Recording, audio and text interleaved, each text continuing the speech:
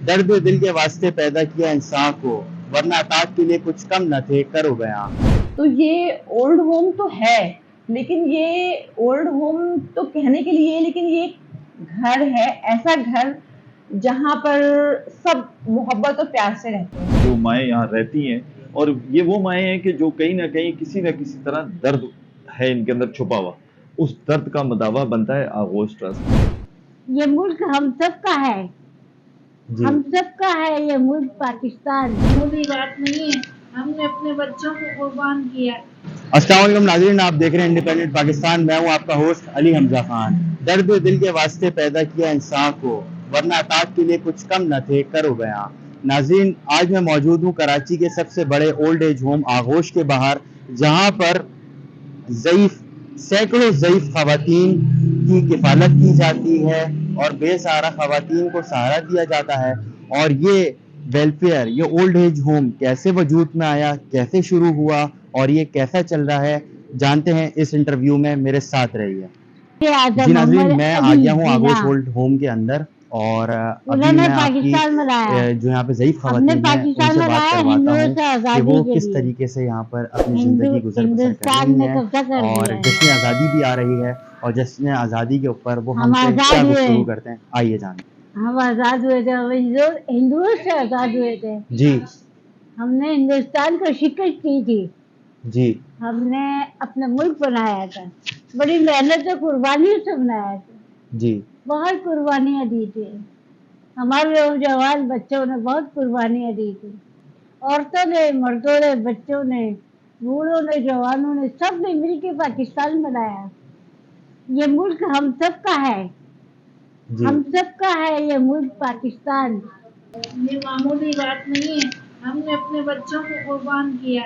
जो छोटे छोटे बच्चे थे उनको लेके चल दिए। किसी के पास खाने नहीं था, किसी के पास पीने नहीं था, हमने सबके। सबसे पहला मेरा क्वेश्चन ये है आपसे कि माशाल्लाह आपने इतने बड़े पैमाने पे ये ओल्ड एज होम खोला, तो इसकी शुरुआत कैसे हुई, कैसे वजूद में आया, क्या कंडीशन थी जो आपने ओल्ड एज होम खोला? देखिए, ये ओल्ड एज होम जो है आगोश ट्रस्ट के सरपरस्ती में चल रहा है। और आगोश ट्रस्ट जो है बनाने का मकसद ये था कि इंसानियत की खिदमत बेलौस की जाए। मतलब उसमें जहाँ जैसे इंसानियत की खिदमत के लिए हम दरकार हों, हम हाजिर हों। सबसे पहले हमने स्टार्ट किया था डिसेबल्स पे काम करना, माजूरीन के लिए, आज से तकरीबन 23 से 24 साल पहले। अच्छा। जो स्पेशल पर्सन होते हैं उस वक्त माशरे में कोई उनका मुकाम नहीं था, कोई उनकी कदर नहीं थी, कोई उनकी अहमियत नहीं थी, जबकि अल्लाह पाक ने उनको भी बनाया है। और जब अगर किसी में कोई कमी होती है तो नॉर्मल इंसान का फ़र्ज़ होता है कि उसको सपोर्ट किया जाए और उस कमी को दूर करने की कोशिश की जाए। लेकिन बहुत अफ़सोस से कहना पड़ रहा है कि ऐसा नहीं था। उस वक्त मैंने जो है स्टार्ट किया था, मैंने स्पेशल पर्सन से किया था, यानी स्पेशल बच्चे, स्पेशल लोग हमारे यहाँ आते थे। स्कूल भी था, स्कूलिंग थी उनकी, ट्रेनिंग सेंटर था उनकी। फिजियोथेरापी, स्पीच थेरापी, क्योंकि जब किसी पुअर फैमिली में जब कोई बच्चा स्पेशल हो जाता है या पैदा होता है तो वो एक बहुत बड़ा मसला होता है, क्योंकि ना वो फिजियोथेरापी करा सकते हैं, बल्कि ऐसे लोग होते हैं कि उनको पता ही नहीं होता कि हमारा बच्चा माजूरी का शिकार है। उसको पागल का नाम, अल्लाह लोग का नाम दे दिया जाता था, मलंग बना के उससे जो है ना भीख मंगवाई जाती थी।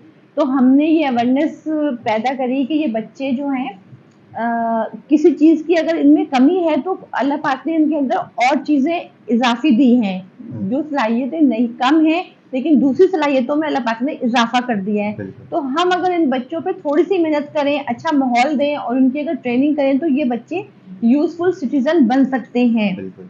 अच्छा मैडम, मेरा दूसरा सवाल आपसे ये है, ये जो आपने नाम रखा है आगोश, ये किस चीज़ को मद्देनजर रखते हुए आपने ये नाम रखा? आगोश का नाम लेते ही क्या जहन में आता है? माँ की आगोश, माँ की आगोश। तो ये आगोश माँ की आगोश ही है। मैं माँ हूँ और मेरी आगोश में सब समाये हुए हैं। यहाँ पे जो ज़ईफ़ ख़वातीन हैं मुझे अम्मी बोलती हैं, मम्मा बोलती हैं, और जो बच्चियाँ यहाँ की वो तो ज़ाहिर है मैं उनकी मदर हुई, लेकिन ओल्ड जो लेडीज़ हैं वो भी मुझे मम्मा ही बोलती हैं या अम्मी जान ही बोलती हैं। अच्छा मैडम, आप कोई बिजनेस भी स्टार्ट कर सकती थी, किसी कारोबार में इन्वेस्टमेंट भी कर सकती थी, आपने ओल्ड एज होम ही क्यों खोला? देखिए, मैंने आपको सबसे पहले ये बताया कि हमने जब आगोश बनाया था ना, आगोश ट्रस्ट रजिस्टर जी कराया जी था, जी। उसको बनाने का मकसद ही ये था कि माशरे में जिन चीज़ों की ज़रूरत है हम उन चीज़ों को जिस हद तक पूरा कर सकते हैं पूरा करें। यानी डिसेबल को हमारी ज़रूरत है या फिर ज़ईफ़ लोगों को हमारी ज़रूरत है तो हम उनको पूरा करें, और ये मेरे रब से कारोबार है। क्योंकि अल्लाह पाक को सबसे ज़्यादा पसंदीदा काम जो है वो उसके मखलूक की खिदमत करना है, तो मैंने अपने रब से कारोबार किया है। अच्छा मैडम। अच्छा मैडम, मेरा चौथा सवाल आपसे ये था कि आपने इतने बड़े ट्रस्ट को मैनेज करना, उसके अखराजात देखना, ये आप किस तरीके से मैनेज करती हैं? बस मैं तो कोशिश ही करती हूँ, करवाने वाली ज़ात तो अल्लाह की है, ज़ाहिर-सी बात बिल्कुल। है अल्लाह पाक करवाते हैं, और ऐसे हमारे बहुत सारे लोग हैं जो कि ज़ाहिर है सपोर्ट करते हैं हमें, हमारे ट्रस्ट को सपोर्ट करते हैं, लेकिन हमें फिर भी अभी बहुत ज़्यादा ज़रूरत है सपोर्ट की, अच्छे लोगों की, क्योंकि जगह रेंट की है, अगर जगह अपनी हो जाएगी तो मैं समझती हूँ बहुत बड़ी एक सहूलत हो जाएगी। सबसे बड़ा मसला रेंट की जगह का है, लेकिन फिर भी ज़ाहिर है कि लोग अल्लाह ताला के अच्छे पसंदीदा बंदे हैं जो इस काम को चलाने में मेरी मदद करते हैं। वो कहते हैं ना कि चले थे अकेले कारवां बनता चला गया, तो बिल्कुल। ये वो वाली मिसाल है।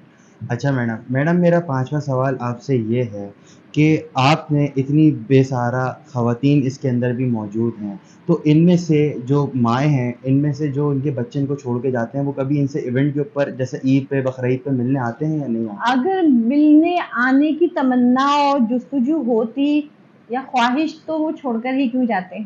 ये बात भी मैडम आपकी बिल्कुल सही है, लेकिन इंसान को माँ एक ऐसी चीज़ होती है कि माँ से 2 पल भी दूर नहीं रह सकते। बिल्कुल। तो लेकिन ये बिल्कुल भी नहीं आते अपनी बस वालिदैन से देखिए मिलने।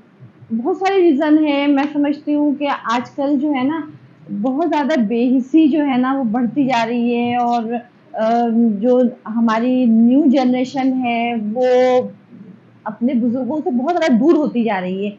वो अपनी लाइफ़ अपने सर्कल के अंदर महदूद रहना चाहते हैं। बहुत ज़्यादा जो मतलब वजूहात है ना, वो एक ये भी है कि आजकल बच्चे जो है ना वो अपनी काम में मदाखलत पसंद नहीं करते हैं। वो बिल्कुल। चाहते हैं कि हमें आज़ाद छोड़ दो।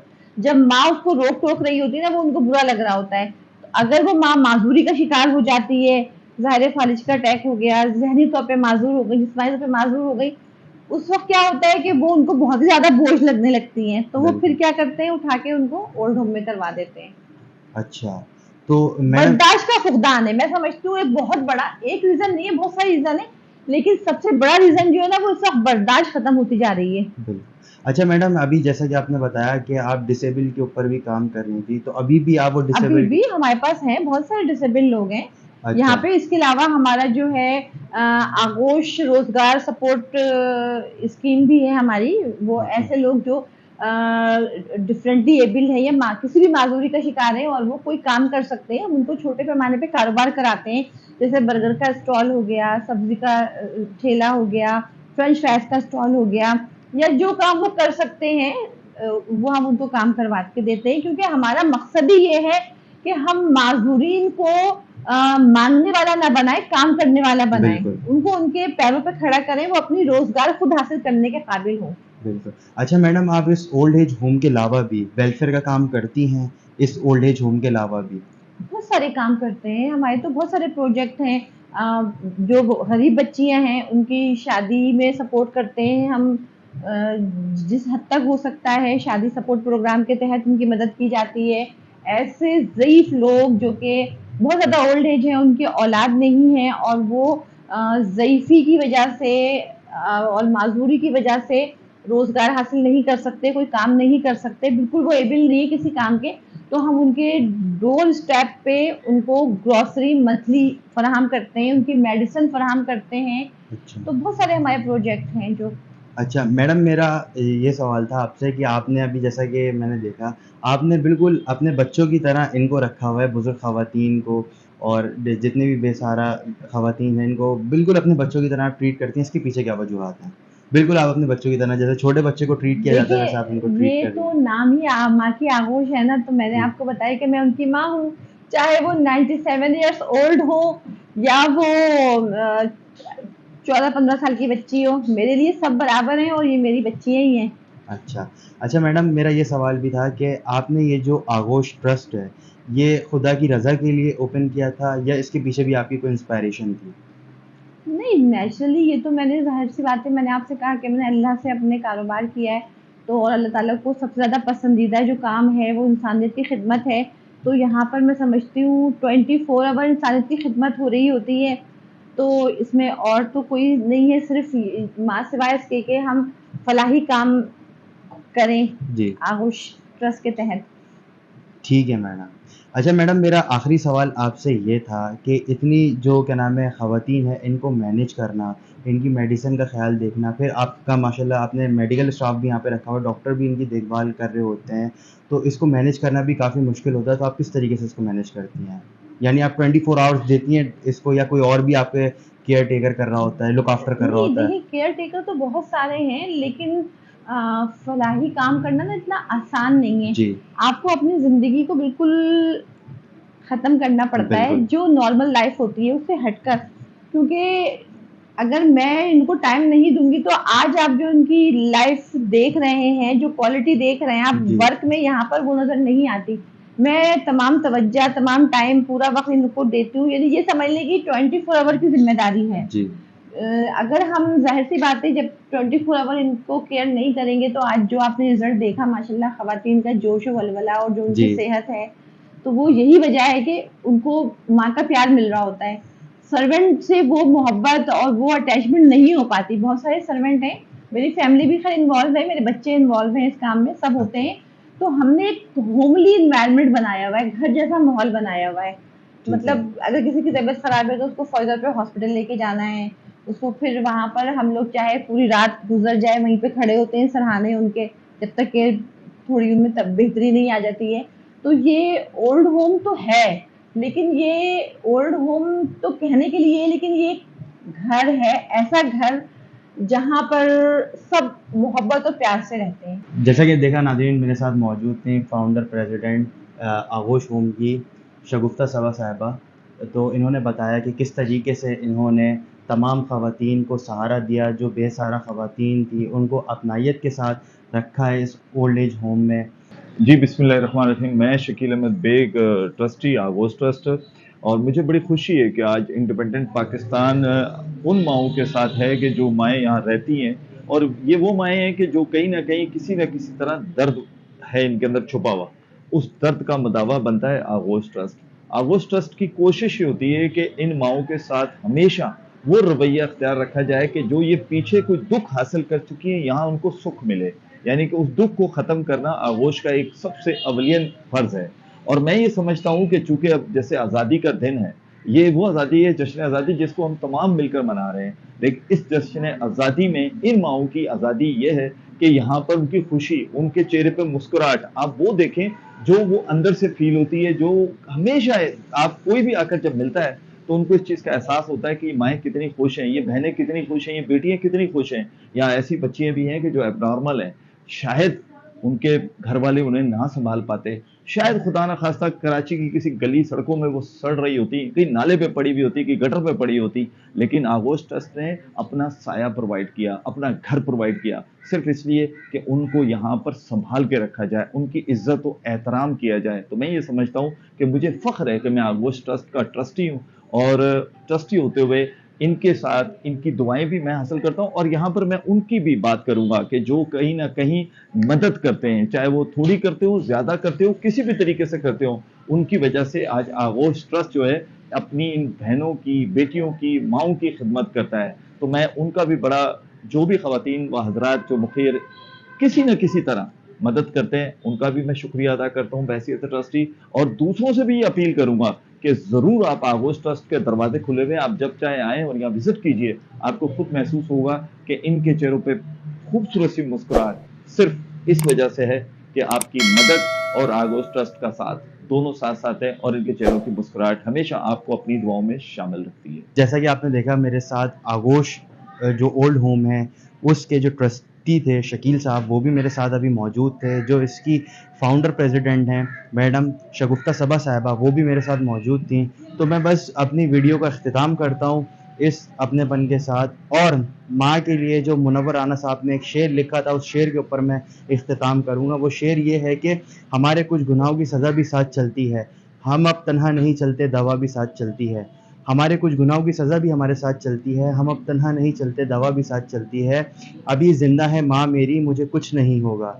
अभी ज़िंदा है माँ मेरी, मुझे कुछ नहीं होगा। मैं घर से जब निकलता हूँ, दुआ भी साथ चलती है। इस अपनेपन के साथ कि अपना बहुत सारा ख्याल रखें, और अपने मेज़बान अली हमज़ा को दीजिए इजाज़त। अल्लाह हाफ़िज़।